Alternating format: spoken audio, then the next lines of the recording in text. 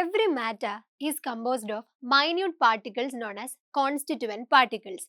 And in every forms of matter, there is certain spacing in between these constituent particles, and that spacing is known as interparticle spacing.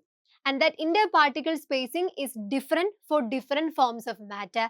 And let's see an experiment through which let's see how the spacing influences the state of matter. Consider I take a syringe without needle, and by pulling the plunger of that needle, I trapped a certain amount of gas or air inside the syringe. Now, with the help of my thumb, I enclosed it. That means now it is not possible for this trapped gas or air to move out. Now, I am pushing or I am trying to push this plunger inward by applying certain amount of pressure, by applying high pressure. When I apply high pressure, it is obvious that the plunger will move forward. That means the gases trapped inside the syringe will get compressed. It is because when you analyze the pictorial representation of how the interparticles are arranged or how the constituent particles of gases are arranged, as you can see, the spacing in between these constituent particles are very high. That means it is possible for these constituent particles of the gases to move freely wherever they want. So, as a result of this high interparticle spacing, when we are applying high pressure to this plunger to push inward, it is possible for the gases to get compressed. So, from this experiment, it is clear that in the case of gases, the interparticle spacing is very high, and that makes the gases compressible.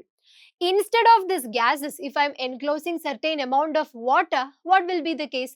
It will be not possible for me to compress the liquid or water as it was easy for me to compress this gas, because when you analyze the interparticle arrangement in the case of liquids, when you compare this liquids and gases, the interparticle spacing is less for liquids than gases. As a result, it is not possible for us to compress liquid to that extent which was possible in the case of gases. In the case of solids, as you can see, the interparticles, there is interparticle spacing, but when comparing with liquids and gases, the interparticle spacing is very negligible in the case of solid. So, we can say that solids are incompressible. Now, always understand that liquids have interparticle spacing, but it is less when compared with the case of gases. It doesn't mean that liquids does not have interparticle spacing. Let me show you another example. Consider I have taken some amount of water in this test tube and I have added some solid sugar particles into this test tube. Now, as you see, when I added these sugar particles, the water level has raised to some extent, and I stirred this sugar particles so that it gets completely dissolved. Now, this sugar particle get completely dissolved in this and I get a sugar solution. And when this sugar particle is completely dissolved in this water, the water level has decreased. Now, if I taste this solution, obviously I will feel the taste of sugar, I will feel sweetness, but sugar particle is invisible here. Though it is invisible, I am tasting, I am feeling its taste means sugar is there, but it is not visible for us.